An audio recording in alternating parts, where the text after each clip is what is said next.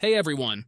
In today's video, I'll show you how to run scripts in Adopt Me using Delta Executor, without any keys or complicated setup. As you can see on my iPhone, I already have it installed, and I can run crazy scripts like Auto Farm, Unlimited Money, and many more, all without annoying key system.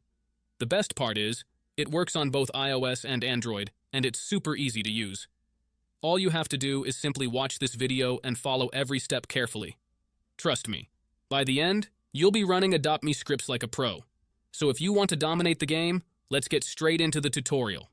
First, open your settings, go to General, and make sure background app refresh is turned on, either for Wi-Fi or for both Wi-Fi and mobile data.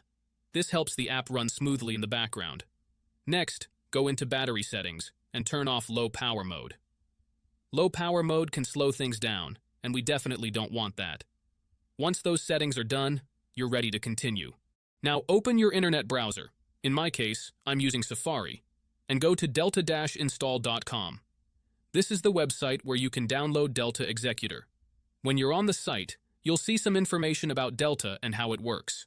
To download it, just tap the download button and choose your device, Apple or Android.